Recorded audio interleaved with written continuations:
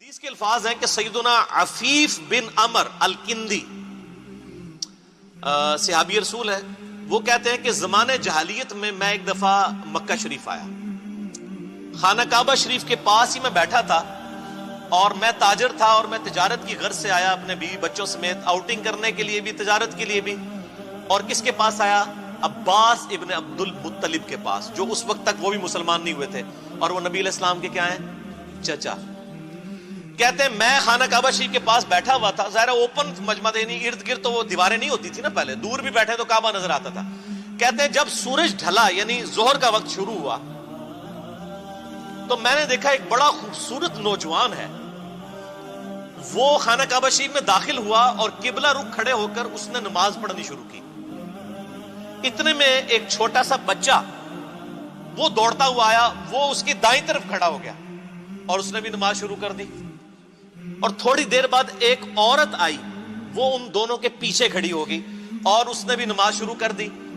اور میں نے دیکھا کہ وہ قیام کرتے ہیں, قیام کے بعد وہ رکوع میں جاتے ہیں, پھر سجدے میں, اور وہ بچہ اور عورت بھی ان کے پیچھے پیچھے اقتدا کر رہے ہیں. تو میں نے عباس سے کہا کہ عباس بن عبد المطلب, یہ تو بڑا حیران کن معاملہ ہے جو میں دیکھ رہا ہوں, میں نے اپنی زندگی میں ایسے کبھی ہوتے دیکھا نہیں ہے. تو حضرت عباس نے بھی کہا تھوڑے میں بھی نمبر ٹانگ لوا, حالانکہ اسلام نہیں لائے ہوئے تھے.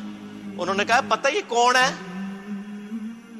یہ نوجوان خوبصورت, یہ میرا بھتیجا ہے محمد بن عبداللہ. اچھا. انہوں نے کہا اچھا, اور کہا یہ چھوٹا بچہ ساتھ کھڑا ہے نا, یہ بھی میرا بھتیجا ہے علی ابن ابی طالب. اور یہ جو پیچھے عورت کھڑی ہے نا, یہ میرے اس بھتیجے محمد بن عبداللہ کی بیوی ختیجہ ہے. اور اس وقت روئے عرض پہ ان تینوں کے علاوہ کوئی بھی ان کے دین کا فالوور نہیں ہے, یہ تینوں ہی اس دین کے اوپر ہیں. اور یہ شخص کلیم کرتا ہے کہ مجھے زمین و آسمان کے پروردگار نے پیغمبر بنا کر بھیجا ہے, اور ان قریب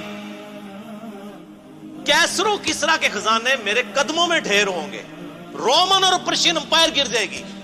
اور حالانکہ حالت یہ ہے کہ صرف 3 بندے اس دین کے اوپر ہیں. تو حضرت عفیف کہتے ہیں آئے اے کاش میں اس وقت کلمہ پڑھ لیتا تو میں چوتھا مسلمان ہوتا. بعد میں ہو گئے مسلمان, روئے عرض پہ میں چوتھا مسلمان ہوتا. تو لیکن اسلام اس وقت انہوں نے قبول نہیں کیا. اس وقت کس نے سوچا تھا کہ اس شخصیت کی وجہ سے ہزاروں سال کی سپر پاورز گریں گی, اور 3 برے اعظموں تک ود ان 17 ایئرز اسلام کی دعوت پہنچے گی. وہ آپ نے اگر دیکھنی ہے تو سر عمر سیریز جا کے دیکھ لیں, آپ کو پتہ چل جائے گا. آپ آج بھی بیٹھ کے وہ دیکھ سکتے ہیں, ریولوشن.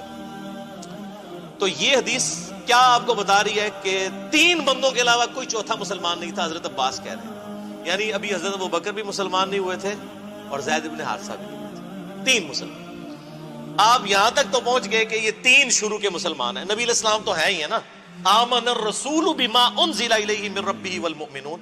رسول اللہ سب سے پہلے اپنے اوپر خود ایمان لے کر آئے. محمد بن عبداللہ ایمان لے کر آئے محمد الرسول اللہ پر صلی اللہ علیہ وآلہ وسلم.